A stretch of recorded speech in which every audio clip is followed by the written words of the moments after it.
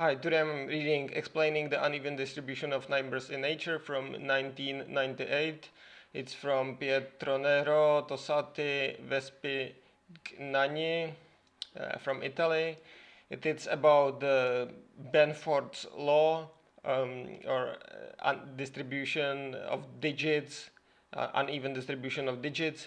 So if you have, if you have distribution of some sort of numbers which span many orders of magnitude, then the digits won't be very often not distributed uniformly. You would expect that the first digit of the numbers will be uniformly distributed between 0 to 9, but that's actually not true.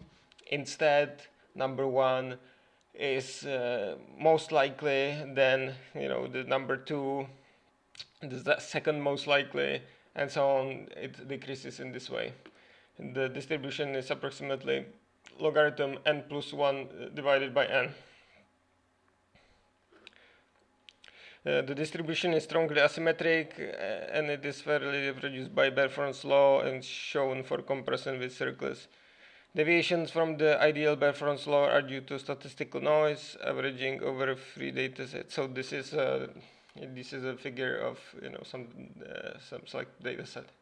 So how do you actually explain this? So this paper explained this by Brownian motion, but in a log scale. So let's read. Suppose that you look at today's stock prices and bet on the value of the first digit. One could guess that a fair bet would consider the frequency 1 divided by 9 for each digit from 1 to 9. Yeah, of course, 0 is not there because 0 cannot be the first digit if you have first non-zero digit. This is by no means the case. One can easily observe a strong prevalence of small values over the large one. The first 3 digits, 1, 2, and 3 alone, have globally a frequency of 60%, while the other 6-digit values 4, 5, 6, and 7, 8, and 9 appear only in 40% of cases. This situation is actually much more general than stock market, and it occurs in variety of number catalogs related to natural phenomena. First observation of the property dates back to S. Newcomb, 1881, but a more precise account was given by F. Benford in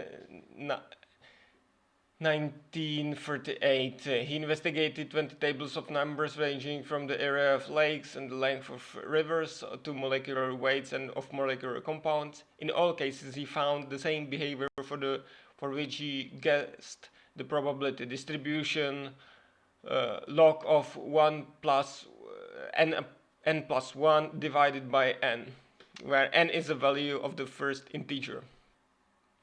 Since then, this observation has remained marginal and occasionally reported as a mathematical curiosity with some computer science applications and even tax fraud detection. In this note, we illustrate this observation with enlightening specific example of the stock market.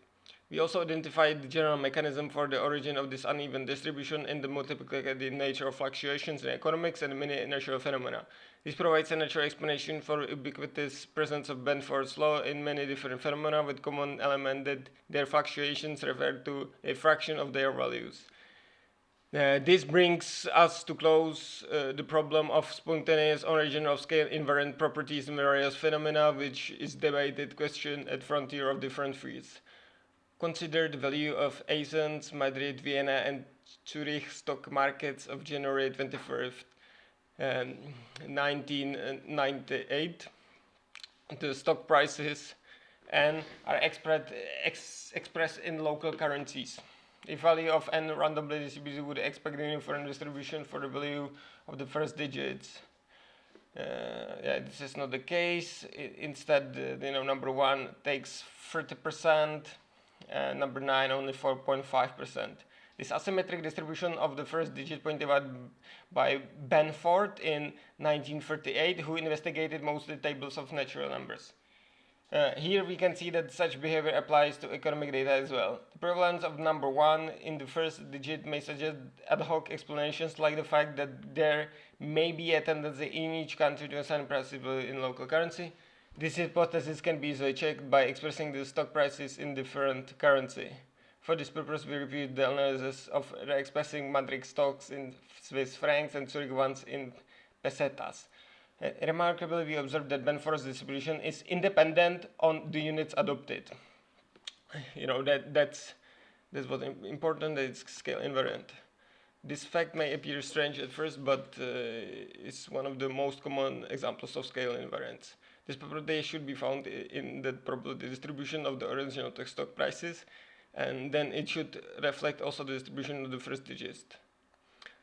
Changing the unit of measure of a price corresponds to the multiplying by a factor b. In our case, exchange rate Swiss francs. If we change our units by a factor b, the values n will become n prime equals to b times n, and the corresponding distribution should be identical to the original one, apart from the constant scaling factor a of b that may depend upon b but not on n.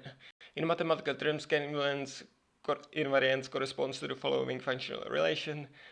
Probability of n prime equals probability of b times n equals a of b times p of n. This is well known from statistical physics and critical phenomena.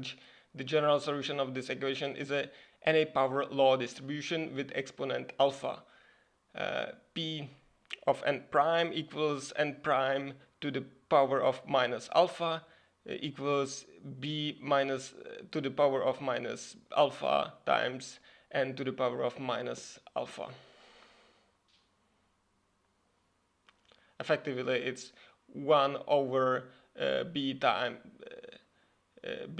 times n to the power of alpha. For this type of distribution, we can compute probability of first digit by observing that each decade we have the same probability for various integers, so we can write, so they write these integrals, and solving these integrals, they get the Benford's law.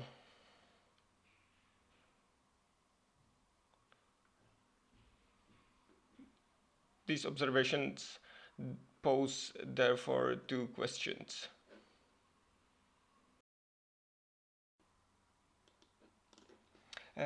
First is to understand why some datasets naturally show scale invariant properties, and second question concerns why among the various scale invariant distributions corresponding to alpha values, the alpha equals 1 is actually realized in nature. In the following, we rationalize the 2 above questions in finding of a general mathematical origin of the distribution p of n equals 1 divided by n that can apply to variety data sets in several fields ranging from economics to physics and geology.